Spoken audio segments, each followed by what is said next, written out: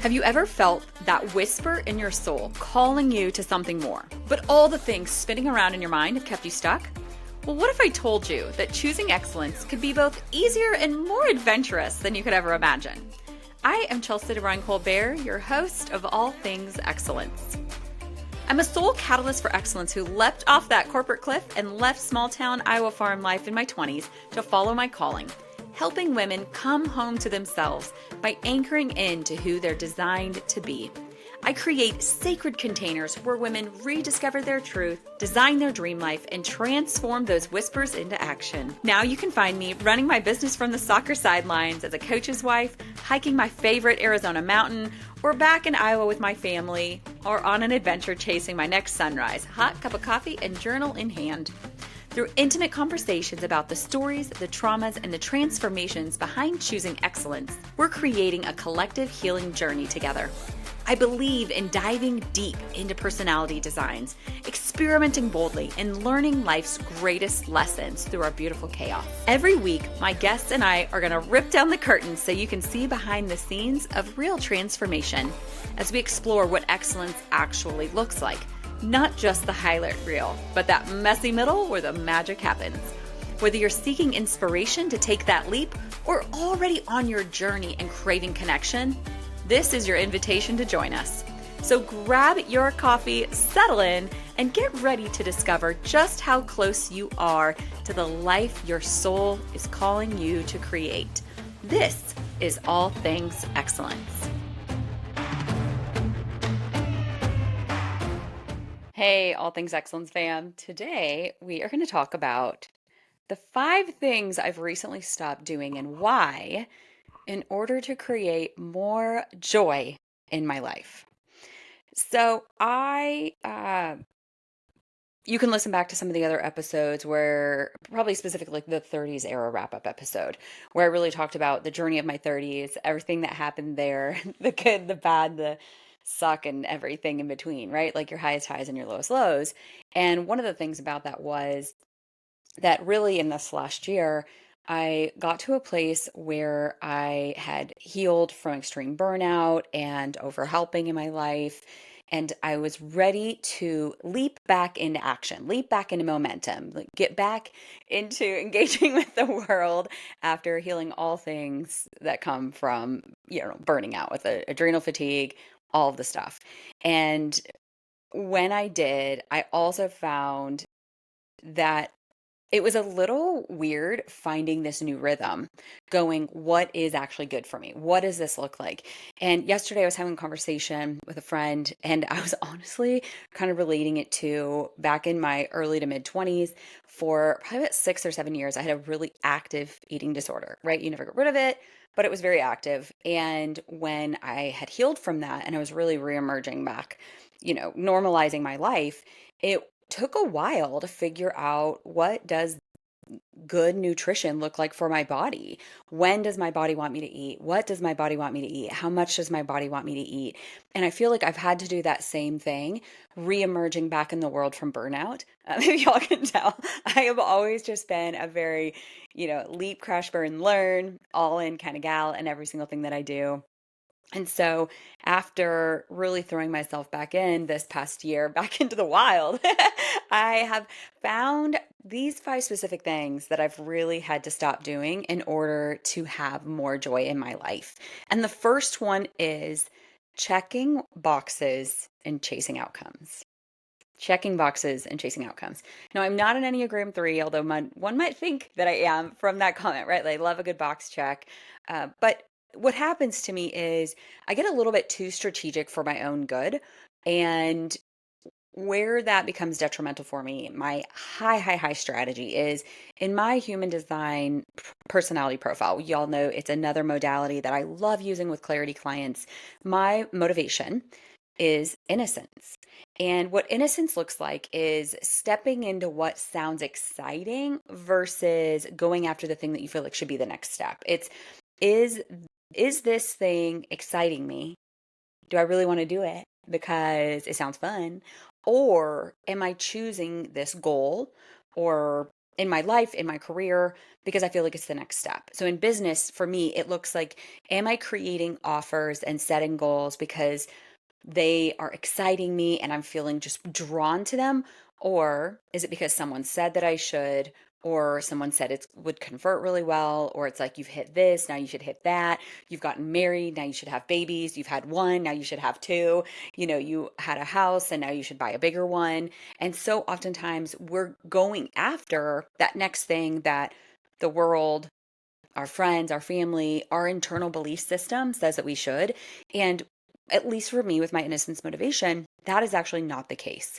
And so the question I have to ask myself is, am I choosing this because it's the next step and it would be a smart choice? Or am I genuinely feeling pulled towards it for no real reason other than it feels good?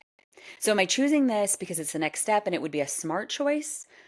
Or because I'm genuinely feeling pulled towards it for no real reason other than it feels good? So, number one thing that I've stopped doing to create more joy in my life is checking boxes and chasing outcomes. And I've started stepping into what feels good and what excites me and what lights me up. Number two, believing how much I'm working decides my income. Jesus, take the wheel, y'all. Oh, my Lanta. I had a really good conversation with my mom, who always means well. Always. She always means well.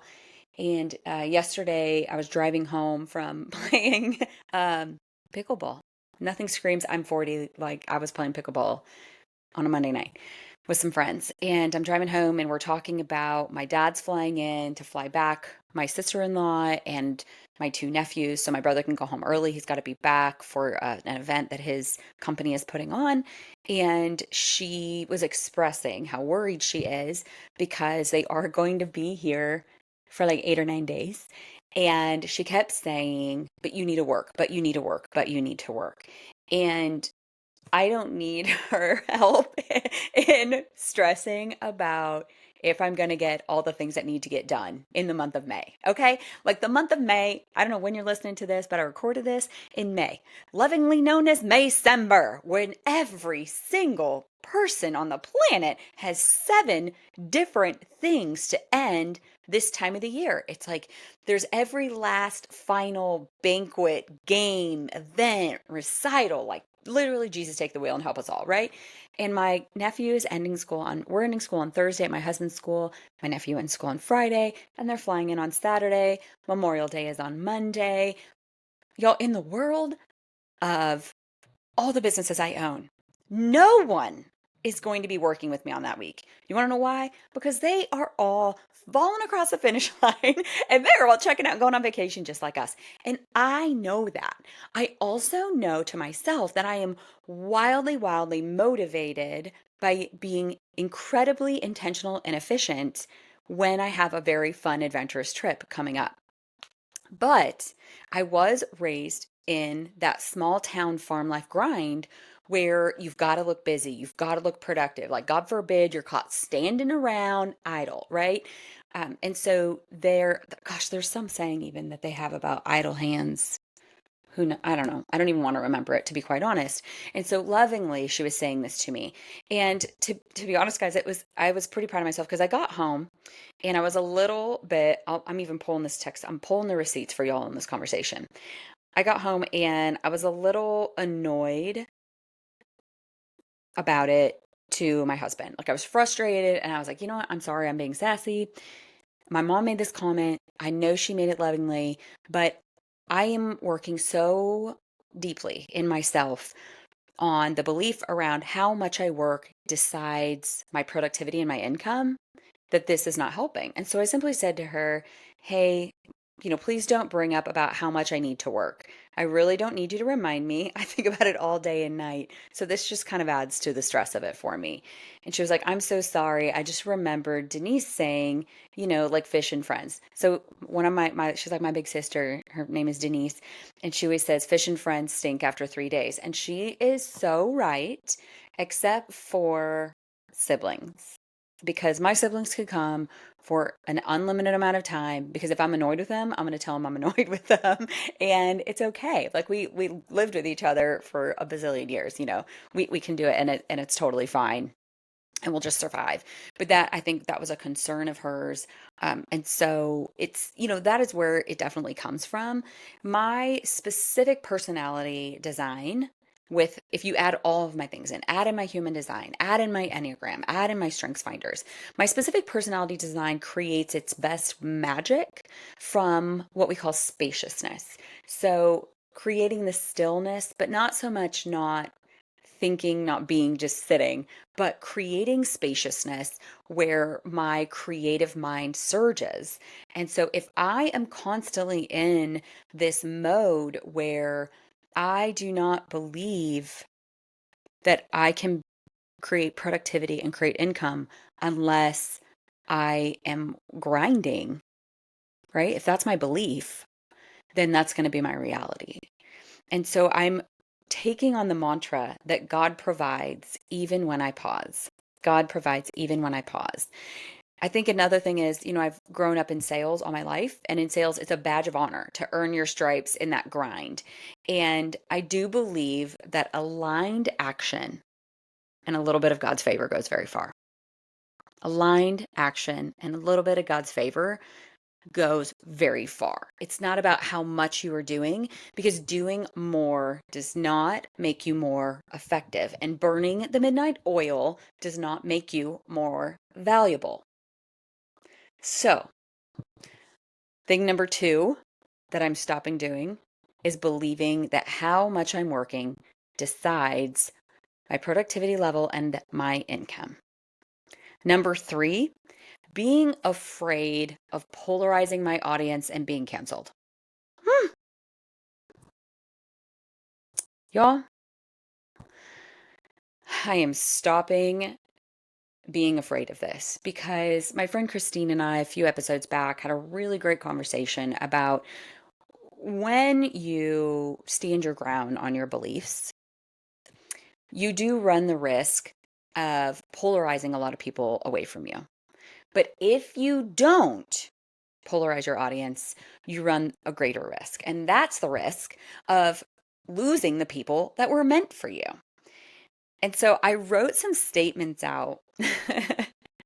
Just thinking about this. When I was really writing this episode, I wrote some statements thinking about this. I said, I can have a podcast and be an alignment clarity coach and keep my direct sales business. Let me tell you what, most people don't think that.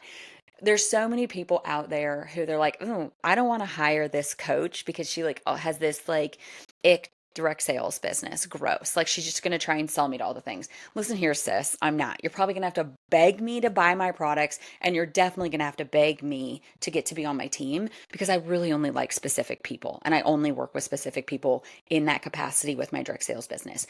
Also, so many people in my direct sales business have been like, oh my gosh, she's starting a podcast. Oh, there she is. Look at her just becoming a coach. Well, listen up, sis. I've been working on this my entire life. I was 12 years old in the Happy Joe's birthday party room, and people were asking me what I was going to be when I grew up, and I was like, I'm going to be a therapist, because I want to sit and I want to help people become the best version of themselves. I was 12 years old. I think I'm doing that. And you might say to yourself, well, why isn't your direct sales business enough? And I'm going to say to you, why do I have to be pigeonholed to helping people that want to sell cleanser? I don't think that's very fair. And that's not where I feel. Like, it's also not your business where God's calling me to my mission field. And it's definitely not my business where he's calling you. I'm not criticizing you, and you shouldn't criticize me. Number 2, I wrote, you can be a Christian who believes God is good, Jesus is real, and know that every single thing is energy. The universe is more complex than our brain can possibly ever grasp. And obviously, I have no clue what actually goes on in other galaxies. Here's a problem that I have constantly. I am way too Christian for a lot of the woo-woo people, but I'm way too woo-woo for a lot of the Christian people. And I just don't care. My friend Steph said to me a couple weeks ago, she goes, let me tell you why I love you. And I was like, okay. We were doing a little vendor show together. She goes, I love you because all in one breath, you're like human design, Enneagram, aliens, galaxies. I love Jesus. God is so good. I am so favored. She was like, oh, and I think I even talked about Marvel comics and working out and Pilates. And it was all in this one breath. She's like, all in one breath, somehow you can tie all those things together. And I love that you are that person. And you guys, I'm that person because I don't know. Like, yes, I believe in God. Yes, I believe in Jesus. Like, I love praise and worship music, but I also know that the Bible, this is my belief, the Bible is stories and stick figures as to what is really possible. I mean, come on now. And we don't know what happens beyond our own galaxy, although Kobe and I have been talking about it a lot lately, and he actually has a lot to say about that. And I don't remember. He told me some story about discovering some other galaxy recently because he watches all of those things. So there is that, like being too Christian for some people, for the woo woo people, but I'm too woo woo for the Christian people. So just so you guys know, I fall right there in the middle. And I love talking about all of it because I know the more that I grow, the less that I actually realize I know. The next thing, I cannot drink alcohol because I believe and know that it destroys your brain. It is a scientific fact that alcohol destroys your brain. But I can also have a margarita. Okay? I'm not going to have it very often. It's going to be a handful of times a year. We're talking less than five because I just don't like the way that I feel. I don't like waking up the next day feeling like my brain is going to explode. I don't like feeling sluggish and puffy and foggy. And I work really hard every single day. But you know what? If my friends are in town and we want to go for a hike for 4 hours and go to Nando's, which is a Mexican restaurant here, wildly dehydrated and drink a prickly pear margarita with tahini on the rim, I am freaking there. I'm also eating the queso, okay? I'm eating the dairy. So I cannot drink alcohol and knowing that it destroys my brain, but I can also allow myself to indulge every once in a while. We can spend all of our money. This is another one I wrote. I was like, we can spend all of our money on sauna memberships and treadmills and Pelotons and the electrolytes and the clean proteins and all the wild things. And y'all, I'm 100% getting nachos at the baseball game. I am. The gross nachos. The ones made with there's chips that have seed oils. The cheese isn't even real. It is yellow and weird and slimy. And the jalapenos most likely even have yellow 5, which makes my throat swell and tingle a little bit. But I'm going to take a charcoal tablet and it's going to be fine. Another one, I know our education system is flawed, but I still believe that it's the best choice for most people.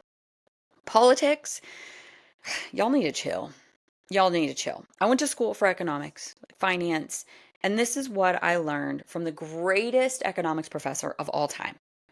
He worked at a small liberal arts school. There is no freaking way he was making a lot of money, but I'll never forget the day that he showed up and he walked into class and he let out a big sigh and he shuffled his papers on the podium. And he goes, "Well, I lost $80,000 before breakfast this morning." Okay, well, we're all like 22 years old and we're seniors in college. We're freaking out. It's the spring of '08. We're like, "What?"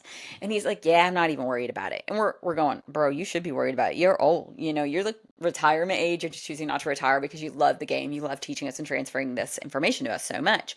And he said, "I'm not worried because whatever goes down will always come up." And so, y'all, all that rises will eventually fall, and all that falls will eventually rise. It is just the law of life.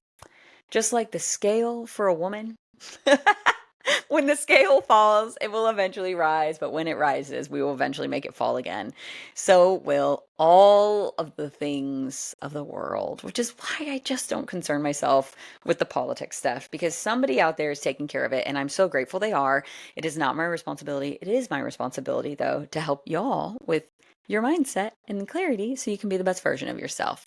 So, bottom line, guys, be curious about others' choices and okay if you have to stand alone in yours.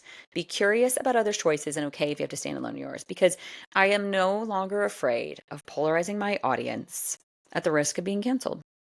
Number fourth thing I have stopped doing.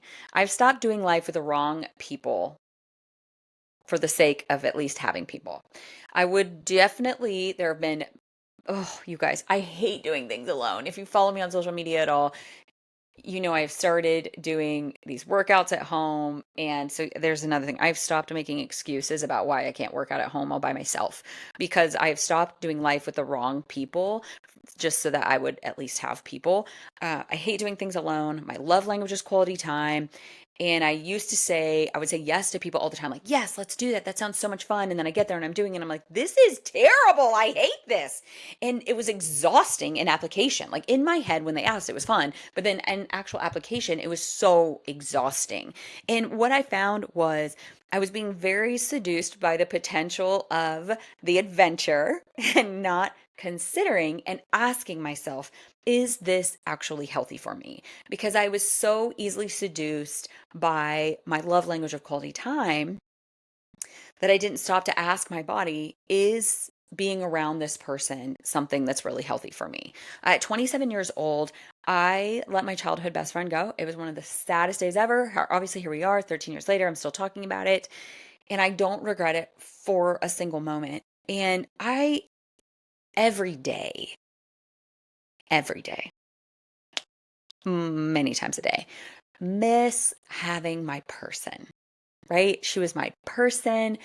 We were born around the same time. Our parents already knew each other. We grew up in church. She was absolutely my person. We did everything together, most things together, I guess. She was, she got married way before me. She was super good to me about my dating roller coaster. When she got married, her husband was he just like accepted instantly that I was the sidecar to her motorcycle. But by 27 years old, she had started hanging around. Well, this girl had kind of leashed herself onto her, and my, my childhood best friend, she is the nicest person you'll ever meet. So sweet, so kind. And so she, wasn't going to be mean to her. And it came to this place where I said to her, if I have to be friends with this person in order to be friends with you, I can't be friends with you anymore. And there was kind of an ordeal over a baby shower. We'll just say there was like kind of it really heightened over this baby shower. And the best things come to me because of baby showers, guys. I swear. Listen to this. I had this with my sister-in-law's baby shower and with my other sister-in-law. And she said, "Are you making me choose?" And I said, "I'm not making you choose. I'm telling you I am choosing." And I gave her the list of reasons as to why this person was a really bad influence in my life and that she should consider it's a bad influence in her life. And I just said, I'm not making you choose, but I am telling you that I am choosing. That if you choose to let her be in your life nonstop, which then made her be in my life all the time, that I was going to choose to not be friends like this anymore. And so she, I don't know. I mean, I was probably not probably. I'd been in therapy for a really long time at this point, probably like 17 years on and off for the majority of the time, but I'd been deeply in therapy at this point for 7 years nonstop. And so, at the time, her never have been in therapy or anything where someone was helping her reflect on her choices. It probably seemed really crazy and really extreme to her. But I knew that it was vital. I knew it was the thing that I had to do in order to pursue why God put me on this planet. And I had to realize, like, you're never going to draw in your soulmate friends if you have the wrong associations. You will never draw in your soulmate friends if you have the wrong associations. And the more you surround yourself with the right people, the more successful you will be. Erin Claire Jones said that in her new book that is not even out yet, that I'm going to read for our interview. Uh, the more you surround yourself with the right people, the more successful you will be. And that's because when you surround yourself with the people who see all of the greatness in you and who have the same beliefs that you do. When I say beliefs, I mean core values. I don't mean y'all believe everything the same, but you have the same core values. Your core values are aligning. You will be immensely more successful because life is just easier. And now, number five. Number five, the fifth thing that I stopped doing to have more joy in my life is helping. Y'all, this one's so hard. I'm having a hard time saying it. Helping others below my pay grade and outside of my calling. Yeah. Helping others below my pay grade and outside of my calling. I feel like I could get a lot of flack for this. I can even hear my parents having an opinion about this because in one breath, they believe that I am worth a gajillion dollars, but in their other breath, with their beliefs, right? Their core values that they've been raised with. It's also my duty to make sure I help the other people of the world because they were definitely raised in an environment, as was I, where helping others at the detriment to yourself is noble. But we know from reading the book Overcoming Under Earning with Barbara Stanny, helping others at the detriment to yourself is anything but noble.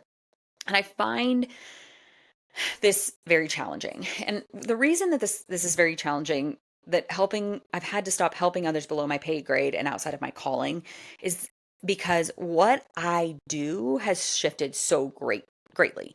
I started working in my mom's office around age 9 or 10. I worked in a lot of people's offices. I was an executive assistant to a lot of people for a really long time. There were times where uh, because sometimes I felt called, and sometimes it was an illusion of Money by Kyle Cease issue where I literally would run back to, the lower valued version of myself, and I would be doing those executive assistant tasks. But now, because of my education, my intentional active growth, and my experience, my value has exponentially exploded. But the challenge is that with that, that means what I do has shifted. So the executive assistant work that people used to pay me for now has shifted to people pay me for strategy. They pay me to help them become aligned. They pay me to help them find clarity. And what happens is then I say to them, "Oh, you need ABCXYZ to do ABCXYZ." And next thing I know, I'm doing that. So there is this breath where it's like, it's like, okay, well, you're charging $200 an hour in one breath for your brain and your value and your skill and your education and your experience. And then in the next breath, you're helping them do this $30 an hour graphic design job because you can. And I have to work constantly. And y'all, I recently programmed a chatbot. I programmed a chatbot. It's also the same chatbot that's helping me with my 20-minute workouts, my 20-minute free weight workouts that I'm doing 3 days a week at home. And I asked my chatbot, what are the top things in my personality design? Because it has all of my personality design stuff, all of it. I said, what are the top things in my personality design that cause me to hold back abundance? Yo, it was shocking. Like, how do you know me this well? I mean, I know how you know me this well because I've taught you to know me this well. And I have programmed a bot like this for other people. And they're like, how does this thing know me this well? I'm like, I know, it's pretty insane. So it is a combination of, I do some clarity sessions with people and figure out some stuff about them. And then I take a bunch of their personality modalities and I program this thing. It's been so fun working with people to do this. But then when I used it myself, to shoot this back to myself, Kobe and I talked through it, which ones I'm most prone to. And y'all, it raised a lot of awareness. It revealed a lot of blind spots. And I'm really excited the path of progress that it did create for me. So these were the 5 things that will give you the top 5. These were the 5 places in my personality design that Kobe and I agreed, whoa, these are, because it revealed some, but some of them are like, oh, I don't have a problem with there. But these were the 5 where we see I have created the biggest abundance blocks. And the first block was doubting the full value of your skills, so you underprice yourself. I am the first person I could tell. I'll make you a long list of all the areas of life that I really suck. And the current one is putting my laundry away. So there's that. But I have no problem expressing where I'm great and where I'm talented and wonderful and awesome. And I have this struggle that my areas of genius are so effortless. I underprice myself immensely because it's nothing to me. I'm not saying it doesn't take time. I'm saying it is so fun for me to do. I'll say, oh, it's nothing. I'll just do it. And it might take me 3, 4, 5 hours, but it's so fun and so invigorating. I tend to underprice myself instead of charging for the transformation. I'm charging for the energy drain, which you shouldn't do. Block number 2, y'all, this one was specifically around my Enneagram 8 self. Protecting others so fiercely that you hesitate to ask for what you truly deserve, which leads to discounts or extra unpaid work. I do a lot for a lot of people for free um, because, and when it says protecting others so fiercely, I feel that. And I'm protecting them. I feel bad for charging them for things. I feel bad. I don't know why I do. It is my Enneagram 8 that I just want to stand up for them and help them in a way that helps them move forward in their life. Enneagram 8s were very for the sake of people, but it's true. I definitely protect others so fiercely that I hesitate to ask for what I truly deserve. Number 3 block, forcing yourself to do work outside of your natural energy cycles, which leads to exhaustion and the burnout, right? Forcing myself to do work outside of my natural energy cycles. If I have a client that messages me in the evening time, more than likely I would have gotten back to them. Not good. And even though it might be this quick little thing that turns into a 20 to 30-minute task, I'm probably going to do it.